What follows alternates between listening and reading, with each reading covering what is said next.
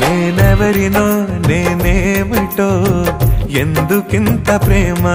ఏ యోగ్యత లేని నన్ను కృపతో ఎన్నుకొన్నావు ఏ అర్హత లేని నన్ను నీ దరికే చేర్చుకొని నీ ఆత్మతో నడిపించావు వారసత్వమునిచ్చావు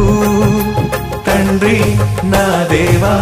నా సర్వం నీవయ్యా నీ ప్రేమే చాలయ్యా సర్వోన్నతుడా దేవా